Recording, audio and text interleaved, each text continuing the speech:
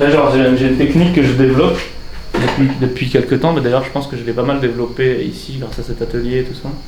C'est une technique de dessin automatique, du coup d'une espèce de lâcher prise complet à la fin de la journée, ou même à un moment quand on bloque dans la journée, quand je bloque sur un travail dans la journée, un travail très concret ou quelque chose que je dois faire, et ben je prends juste une feuille et je prends des feutres différents et j'essaie vraiment de juste lâcher prise et de dessiner par une sorte de pur instinct, on pourrait dire. Et il y en a toute une série, une vingtaine quasiment de dessins comme ça en noir et blanc qui sont...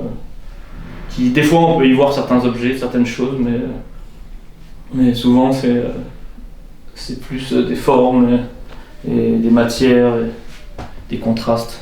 Mais l'idée c'est ça, se détacher un petit peu d'un truc esthétique et du coup d'essayer de combattre un peu finalement moi-même aussi par rapport à ça.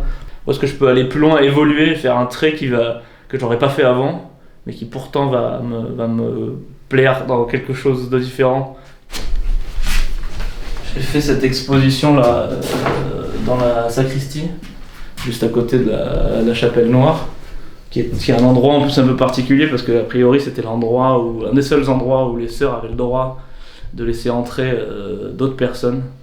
Donc j'ai fait une expo là-dedans, là pour les portes ouvertes, et du coup j'ai réalisé des peintures pour cette expo, et j'ai fait une installation un petit peu avec une fontaine au milieu. Et en fait c'était une expo à propos de l'eau et de notre relation avec l'eau, quoi, finalement. Comment est-ce qu'on se comporte avec l'eau, comment est-ce qu'on la considère, et comment est-ce que on la chérit un petit peu, quoi, des fois. Alors moi en tout cas j'ai une relation, enfin je sais pas, il y a quelque chose quelque chose qui me plaît assez infiniment, quoi, dans l'eau. Et puis sinon ça, c'est une série de personnages que j'ai fait juste après l'expo. Voilà, des personnages plus ou moins concrets. J'aimerais bien en fait, dans un de mes fantasmes, j'aimerais bien, et j'arriverai, je pense que je le ferai, mais à raconter une histoire d'horreur en bande dessinée. Parce que j'aime bien ça, je me suis mis récemment pas mal à lire des mangas d'horreur, notamment, pas mal parce que les Japonais sont particulièrement forts pour ça. Et du coup ça me plaisait bien cette idée d'essayer de raconter une histoire la plus... en allant puiser vraiment dans des cauchemars et dans des choses horribles, quoi, finalement, des choses qu'on a du mal à regarder en face. Et d'aller chercher cette partie-là qui est un peu enfouie pour essayer de la faire ressortir. Et pour voir si ça fait peur aussi aux autres, tu vois, d'une certaine manière. Ça me rend un peu joyeux aussi, tu vois, le fait de sortir quelque chose de très glauque et très noir et très qui peut être assez dégueulasse, assez coulant et tout ça, bah ça me donne envie, j'ai envie de le faire, tu vois.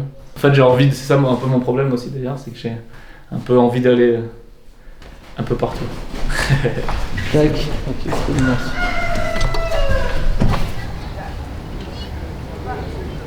Tac. Bah en fait ce qui est plutôt cool, c'est que genre contrairement à... J'ai tendance à faire quelque chose, moi, à faire un dessin et un peu à vouloir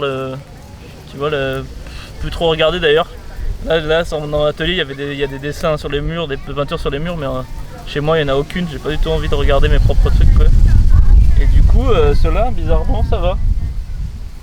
Je garde une sorte de souvenir parce qu'il y a eu une sorte de déclic avec ceux-là peut-être qui s'est fait. Quand je les ai faits, il y a une sorte je sais pas, il y a une sorte de quelque chose qui s'est passé dans ma pratique. Du coup ils sont comme une sorte de point en fait, un peu ancrés dans un moment précis, tu vois. C'est peut-être pour ça que je les aime encore bien. Salut! C'est vrai qu'il y a certaines des peintures, quand je les ai fait à certains moments, où j'étais particulièrement surpris ou particulièrement content de ce que j'avais fait, et ben ça garde ça met un échelon en fait dans le passé, quoi. Parce que j'ai du mal moi peut-être aussi à me repérer dans le temps, j'ai une mémoire assez pourrie. Donc je pense que tu vois, ça je me souviens bien. J'ai fait ça à ce moment-là, ce que j'ai ressenti, ce que ça m'a plu, et ça c'est chouette comme de pouvoir revivre ça, ressentir ça un peu en les regardant. C'est assez cool.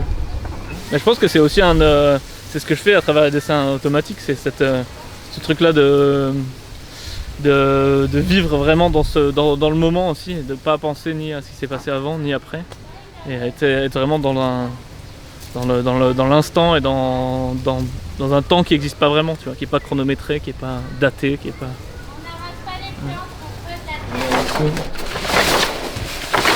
Voilà, tac, tac. J'ai une amie qui a écrit un livre pour enfants, pour le coup, et du coup je l'ai illustré par exemple, et pour le coup on est sur quelque chose de encore complètement différent, mais ça m'a vraiment amusé de le faire aussi, même si ça date d'un certain temps maintenant, mais voilà. Donc c'est une BD que j'ai faite, qui est quasiment muette, que j'ai faite en sortant de mes études quasiment. En fait, j'ai abandonné un peu mes études et je me suis mis dessus parce que j'avais gagné à ce moment-là un concours de dessinateur de BD, et j'avais rencontré des auteurs qui m'avaient un peu encouragé. Donc je m'étais dit bon, arrête, tu peux essayer, t'as une histoire, t'as une idée, donc vas-y, lance-toi. Et c'est un truc, la faute, c'est un truc assez fascinant, hein, ça restera toujours un truc fascinant, je pense. Enfin pour moi en tout cas, de pouvoir se dire que j'ai une page blanche devant moi, et c'est ça qui me plaît avec ces exercices de dessin automatique aussi, c'est que j'ai une page blanche devant moi et je sais vraiment pas du tout où je vais, et presque c'est pas important. C'est juste laisser aller et laisser sortir des choses qui au contraire vont me surprendre, quoi. Moi je pense que c'est ce qui me plaît le plus, quand je suis surpris par ce que je fais, clairement.